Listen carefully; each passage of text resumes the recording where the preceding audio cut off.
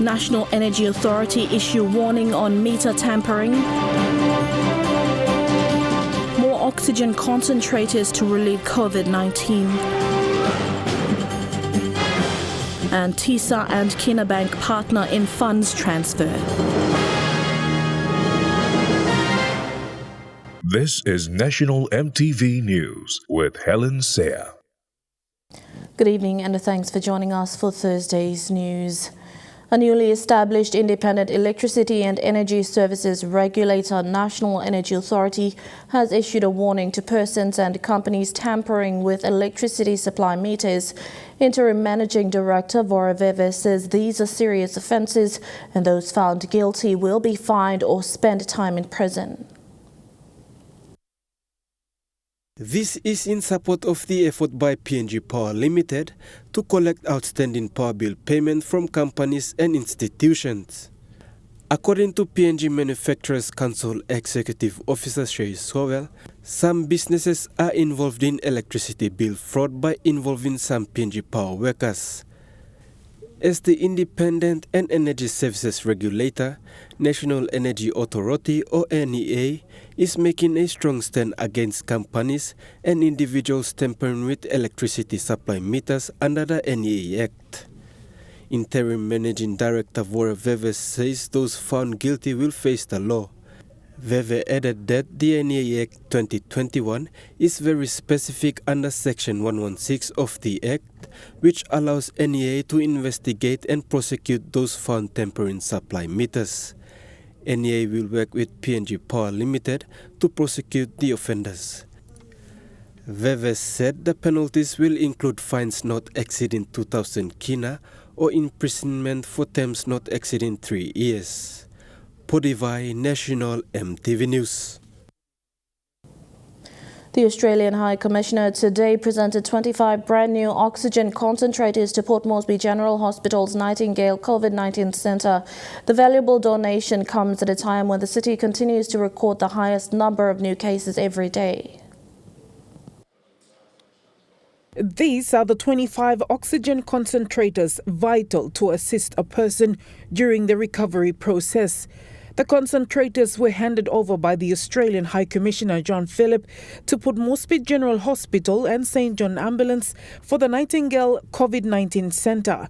The centre is managed by St John Ambulance. Sincere gratitude and thanks to the Australian government for these wonderful donations. We have been at the forefront of support since the surge began, and for our health capacity and other social services in the country. And so once again, we would like to thank you. Oxygen supplies are under immense strain at the moment across the country. While the large companies that make that prepare the oxygen are able to generate more, it's just the sheer supply of cylinders that are a challenge. And the cost of replacing cylinders and transporting cylinders around the country is immense. So being able to generate oxygen with these machines using electricity is saving lives, and most importantly, it's making oxygen available to more patients when they need it. We know these oxygen concentrators, as Matt says, are incredibly important. It's the only really effective treatment for people who come down with really severe or moderate COVID-19. And we'll continue to provide what help we can as the surge comes through. Oxygen concentrators work by filtering and concentrating oxygen molecules from the ambient air to provide patients with 90 to 95% pure oxygen. At the Nightingale COVID-19 Centre, almost all the patients are on oxygen. So over 50% of the patients right now are needing oxygen here in this facility. Some of the patients here that Dr. Sobey's medical doctors are managing and nurses and the St John team are bordering on severe, and some are moderate and some are mild. We've seen good improvement and good recovery here with the intensive treatment from the doctors and the nurses and all the support staff here. COVID-19 will keep coming at us. This is Papua New Guinea's third surge. It's the worst one. It's killing more people than the previous two surges combined. And all the oxygen we bring in will save some people's lives, but it won't save all of them. The only long-term way to stop Papua New Guinea experiencing more surges and possibly greater surges into the future of COVID-19 is vaccination. So treatment's incredibly important, and we will continue to support treatment and clinical care in partnership with PNG, in partnership with St John's Ambulance and the other PHAs in Papua New Guinea. With all that support, we've been able to at least get over this surge. As we all know, the surge lasts anywhere from the global experiences and the local experiences from 10 to 12 weeks. And I believe that we have just gone past that surge. We have also seen from our daily detection rates that the positivity rates of cases of COVID-19 is gradually going down. But the challenges remain in terms of the burden, the clinical care of those who are infected with the virus, particularly those with comorbid conditions, diabetes, hypertension, and other existing underlying medical conditions. The oxygen concentrators and other medical humanitarian supplies have been delivered to health facilities across PNG through a partnership between the Australia and the PNG Defence Forces. Shaman Poreambab, National EMTV News. While churches continue to preach the truth about COVID-19 to their congregations, they also want their members of the church to practice free will. The Body of Christ churches in PNG today made a statement that they want employers to allow employees to do voluntary vaccination against the no jab, no job policy. They also declared a 21-day pray and fast regime as part of the Christian practice. The Body of Christ, churches representing the Pentecostal and evangelical churches of the country, today met with the media to air their thoughts of the vaccination rollout of the COVID-19 pandemic. Long all the line, long country, coronavirus am real, asik pull up lo sick line, mibla like encouraging mibla all kata, young boy, young girl, usad you stop street, usad you stop settlement, usad you stop village, please, talk new normally, mibla must be anim. While the churches preach about the truths of COVID-19, they are of the opinion that vaccination is voluntary and should not be a mandate for employment, with members of their congregations losing their jobs as a result of the no jab, no job policy. We are experiencing in our church, those that you have penalized already are now going through so much problem. We are, mibla looking, mibla stop on them all, mibla pray on them all, mibla oleman on them all, mibla come talk. The Body of Christ have come up with an alternative for employers to consider. One prayerfully alternative, mibla give set them all test kits lo front long, all the institutions. Every morning, when those ones who are unvaccinated only come, if they're positive, send them through sick leave, they can go and isolate and come negative and come back. If they're negative, then why are you sending them home? When they're negative, they are not danger to anybody, so they should go back and work. So this is our appeal. They believe Papua New Guineans should not be forced into getting the vaccine. No can rush on this conscience here, where God is giving me decision here. That should not be this step. The moment you make him all same, and people bring him, government come control more people now, and bring him go back along this more come up this democratic freedom country where people live long end. Pastor Tom Watinga of the Assemblies of God Church says people should not lose their jobs because of their choice not to vaccinate. Points that Chairman has mentioned today are very important points. Nobody should lose their job over this vaccine because it's not their doing. They're innocent people trying to make their lives, make their living, and no employer should really penalize people for a virus that was not created by Papua New Guineans, so local people here. Pastor Duli Asi says PNG should use its elites in medicine and science to come up with best alternatives moving forward. Prime Minister and the government, this is a sovereign nation, and I appeal to you, can we get our professional medical, can we get our scientists? We have professors in the commercial department at the universities. Can we get a like-minded for them to charter a way forward for us? The BOC has also declared 21 days of fasting and prayer starting tomorrow. Stay on fluid only. We want to do a fluid fasting and prayer. People, please go without food from 6 a.m. to 6 p.m. Now, when you cooking, na wait till 6 o'clock night, you drink water, mila fast and pray 21 days. Fidelis Sukina, National EMTV News. The Buima Correctional Service Commander received its first batch of inmates this week after a month-long lockdown which began in September. CS Commander Chief Superintendent Michael Wundia said the institution will be accepting only a certain number of inmates in order to comply with the COVID-19 protocols of social distancing. The inmates will be tested and isolated for 7 days before going into their respective cell compounds. We are also relaxing the police to bring the remanded from or remand of the prisoners of both the remand and convicted they kept at police stations to be brought in a number that we require, not to above what we require, we can manage, but with a figure that we can manage in our prison facilities. So that is also been updated, and as of today, as we speak, the first lot of prisoners from Lake City police lockups have already brought here. And they will also go through the COVID-19 protocol, which means they have to be tested and they are COVID negative before they're brought here. And then from here, we will also be isolating them for 7 days or so. And then after 7 days, we will also go through testing. And if they are totally free, then we'll move them into main compound to mix with other prison populations. You're watching National EMTV News. We'll have more stories after these short messages. Stay with us.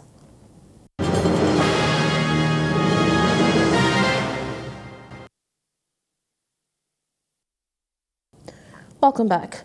The head of the PNG Envoy at the COP26 Leaders Summit says the nationally determined contribution is a tool that needs to be collectively utilized to combat climate woes.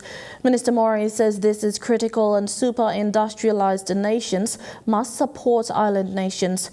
He was speaking at the high-level event on the Regional Pacific NDC Hub's Strategy 2030 at the COP26 Leaders Summit in Scotland. In a high-level discussion yesterday at the COP26 summit, PNG's Environment and Climate Change Minister says NDC is a plan to guide climate-affected nations. He expressed the need, stating climate change is a faceless monster with no boundaries. Minister Mori says PNG eyes the NDC plan as a tool to be utilized. From Papua New Guinea's point of view, national determined contributions are so important as it provides the guidelines for us to collectively, as a member of the global community, address the impact and fight against the biggest challenge we have, which is climate change. The dialogue was hosted by GIZ, an international enterprise owned by German federal government. The head of the PNG Envoy says Papua New Guinea has a vast landmass of virgin forest, including ocean space. He says it is no different that small island nations in the Pacific are severely affected as well. He reiterated calls for superpower nations to take lead and to walk the talk to implement the Regional Pacific NDC Hub Strategy 2030 plan. The challenges faced by our small island nations of the Pacific are real, and that we must now actually have to walk that talk so that those people on those island nations may have an opportunity to go back to a nation that can exist with other countries of the world, including Pacific. Papua New Guinea launched its NDC plan last month in Port Moresby. Jagla Pava Jr. National EMTV News. Still in Glasgow, billionaire Bill Gates made a stunning visit to the PNG Pavilion. Under a partnership with Coalition for Rainforest Nation, Gates is eyeing the drive to trade carbon credits.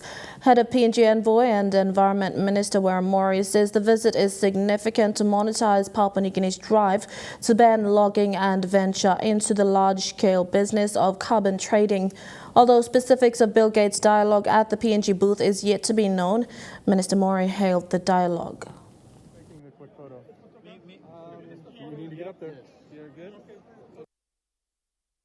This is a very significant milestone And it speaks volumes in what we intend to do. Now the fact that we will endeavor towards trading of carbon credits. The only thing that we can take from this is that it's the involvement of people with credibility and organizations with credibility that will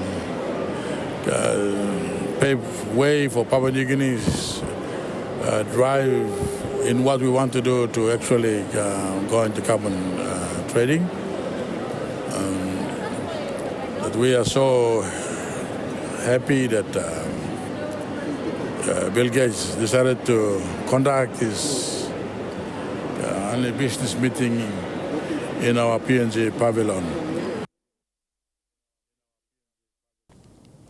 Prime Minister James Marape has hailed the partnership Papua New Guinea shares with the United States through the USAID program. Speaking last night to celebrate 60 years of this development partnership, PM Marape said PNG will extend this friendship.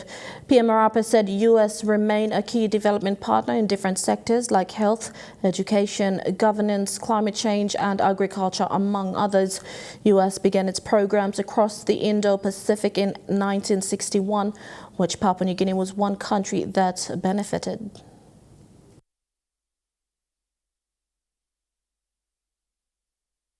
Mission to country relationship, people to people relationship that ensures that hope is given to the destitute, the weak. Angels are not an abstract concept. Angels are physically evident in humanity touching another person. Humanity touching humanity, person touching person. I conclude by thanking very much USA governments of USA since 1961 when my hero JFK first conceptualized what is now USAID as far as the help and helping hand. Angels manifested in these sort of programs. We don't have generations of history. We don't have generations of education or self-taught things, motivation in our country. We were colonized. So it gives us the opportunity now, 46 years into our country's lifetime, to sit with our donor partners and enjoy a partnership that will help the people. In Ambassador McKay's speech, she spoke about people, and that is what our government policy is about. It's about people. So thank you to the governments, to the communities, to our partners for working alongside us, for partnering with us. And a big thanks to our amazing development partners that are here tonight. And thank you to our implementing partners who work on the ground in the local communities day after day on the front lines. I also actually must thank the thousands of foreign service officers, foreign service nationals, contractors, and other partners who have come into the Indo-Pacific region to form the bonds of these partnerships over the last 6 decades. As we look to the future of global development, we are excited to continue and grow our work. And we're going to do that together, helping people everywhere achieve their full potential. Members of Teachers Savings and Loan Society will have access to Kina Bank's transaction system using the Yumi card. According to TISA CEO Michael Coyson, the partnership fits well with the organization's strategy in becoming a commercial bank. Teachers Savings and Loan Society, or TISA, will be cooperating with Kina Bank in a shared banking structure. But TISA CEO Michael Coyson says technical teams from both organizations will work together to fulfill the partnership. So this signing marks the start of the project. There's a technical team behind, both teams behind that are working on the project to get the systems to talk to each other. So once that's done, then our members can start to use their Yumi cards on the Kina systems. So far, TISA has 68,000 members across the nation, and 70% of the members use the UMI card. For the first phase of the project, TISA members will benefit by having access to Kina Bank's ATM and FPOS transactions, and will also tap into digital banking. So this is the first phase. I think we're looking at a second and third phase, which would give TISA customers the ability to use their cards through online. So, you know, if they're buying goods and services through the internet or via their mobile phone, they'll be able to use their cards via our payment gateway. So that's probably the next big thing. And I think the third phase is the ability for customers to transfer funds between Kina and TISA and vice versa. Even though the organization is planning on becoming a commercial bank, the CEO says they will not consider having their own FPOS terminals. It's not in our strategy, and our strategy is asset light. So we're going light. We're not investing in any banking infrastructure because our strategy takes into account that the infrastructure is already in the country. And the current banks have already invested quite a lot of money in building infrastructure, and that's costing the banks. So we talk about shared banking, where new entrants in the bank strategy for ours is asset light, and we want to help ride on the current infrastructure that's in place and help the current banks pay for their systems. The first phase of the project will take about 9 to 10 months before completion. Podivai, National EMTV News.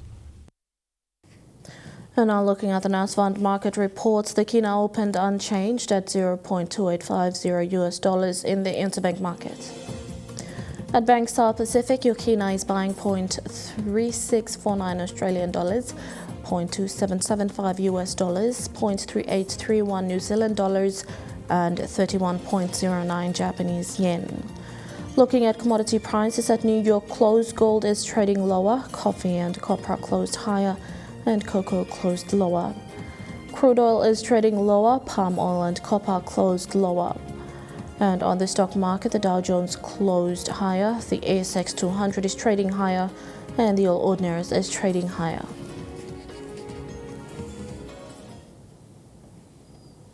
National EMTV News will continue with more stories after these messages. Stay with us.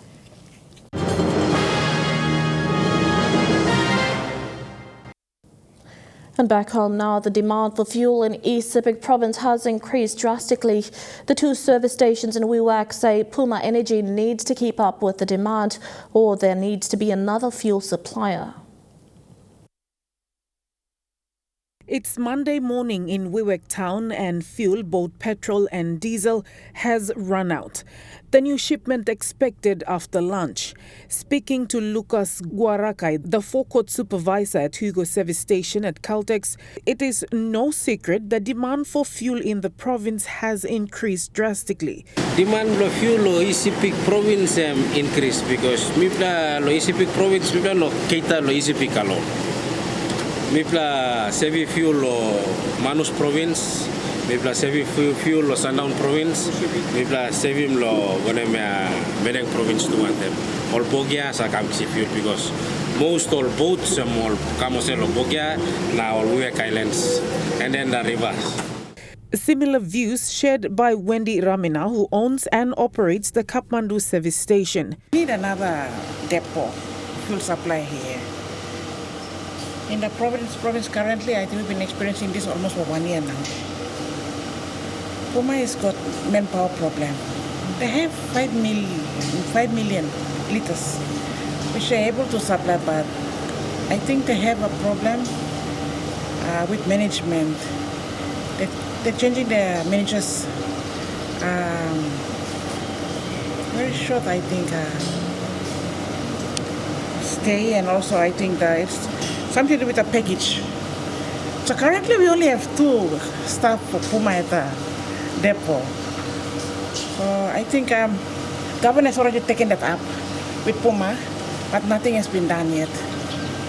She said they've always lived up to Puma Energy's expectations in making upfront payments, but because of fuel demand from both East and West Sepik, they usually don't get the maximum liters of fuel they pay for.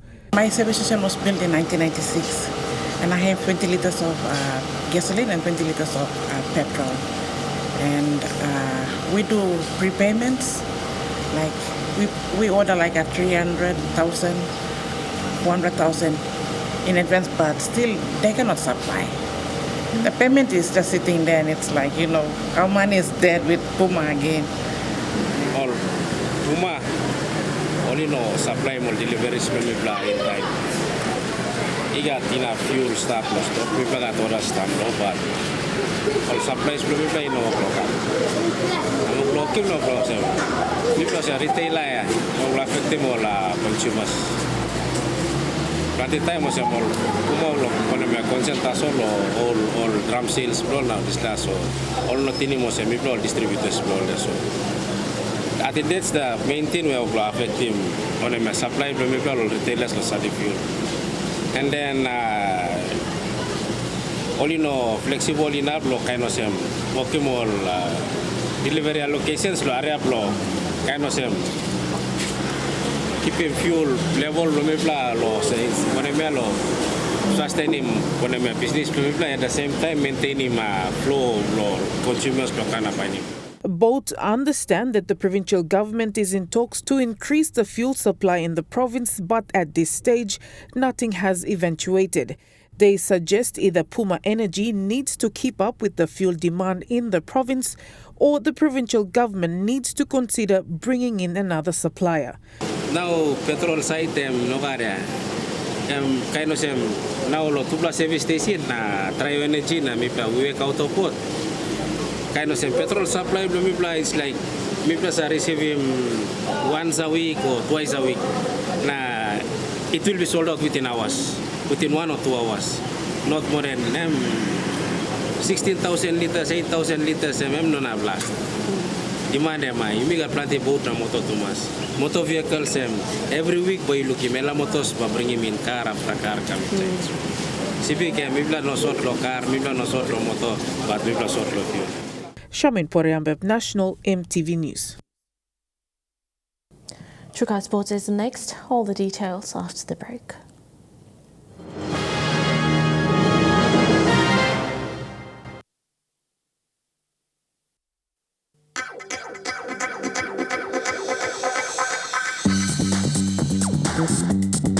Trukai Sports.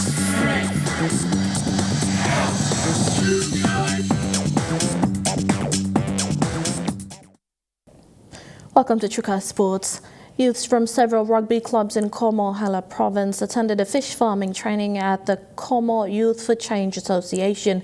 Present at the training include some members of the Hela Wigman Club giving support to the local youths at home.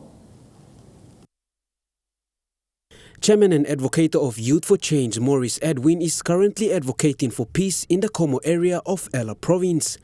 He has engaged youths in agriculture and other sustainability activities. Ela Wigman's two homegrown players, Kopi Piju and Philip Peape, are now involved with youths in Como doing fish farming. Fish farming is not common in this particular area, but with the support from ExxonMobil and businessman Gat Talia, the youths are able to expand the fish ponds and undergo training to improve their trade.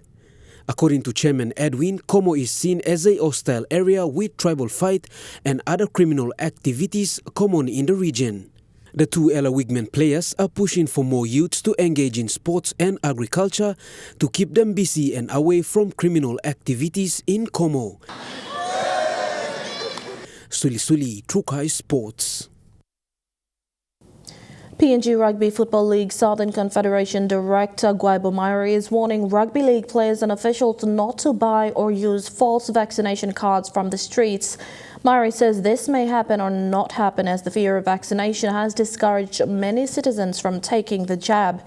He is strongly warning players, officials and administrators taking part in the Southern Super League competition not to practice this dishonest exercise. They're not cheating anybody, they're cheating themselves. So let's be honest and in our approach towards trying to adhere to the requirements as set down by the Southern Super League. And let's be honest with ourselves and forget this stupidity. The fake green cards, I call it, that's absolute stupidity. You cannot just imagine those things. I don't know where it came from. And for people who are going to be practicing it, I observe my strongest, opposition to that attitude. Cricket PNG has launched a Village Premier League that will be played at Amini Park on the weekend of November 20 and 21. The VPL 2021 will run as a high-level franchise club competition using the Indian Premier League as the model for teams to adopt. The concept adopted from the Indian Premier League will see Cricket PNG host the T10 cricket tournament, first of its kind in PNG. With a total winning prize money of 15,000 Kina, individuals or organizations are welcome to participate in the 2-day tournament at Amini Park. So we're really excited that we're going to have the Village Premier League. It's the first of its kind in Papua New Guinea. We've modelled it on the Indian Premier League, which is the richest and most popular competition in the world. So we're using all the different names of the Indian Premier League teams, but we're having teams here. So it's been open to villages, to companies, to individuals. They can enter a team, they can select barras, they could select under 19 players, they can select former players, they can whoever they want. But the key is it's a serious competition, and it's 2 days of cricket, of T10 cricket, and at the end the winner, the first prize is 10,000 Kina. The first team to be confirmed for this premier tournament are the Porabada Royal Challengers. The competition is an opportunity for young talents to have exposure at the highest level possible and aspire to pursue a career in cricket. So the purpose is to give the highest level of competition that can be played here and to make it a premier event. We need to play top competition. We want others to follow in the Barra's footsteps and to want to play for the Kumul Petroleum PNG Barramundis. We want that. This is an opportunity for the young talents to test themselves. The tournament will be held strictly in accordance with the COVID-19 measures. This includes no more than 20 persons on the field, all participants must be vaccinated, and no spectators allowed.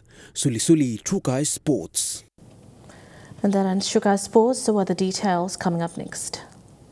Trukai Sports.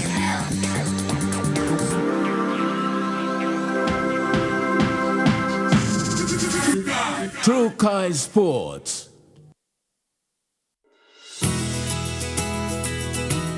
This weather update is proudly brought to you by MoniPlus, with you always.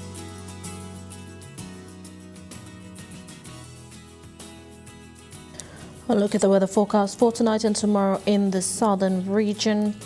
Mostly fine or partly cloudy in Port Moresby and Popondetta. In the Mamasa region, mostly fine though partly cloudy in Ley and cloudy with some showers and possible thunderstorms in Vanimo. In the New Guinea Islands region, cloudy with a few showers in Lorengau and Buka. And in the Highlands region, cloudy periods with some showers, then morning fog in Mount Hagen and Wabeg.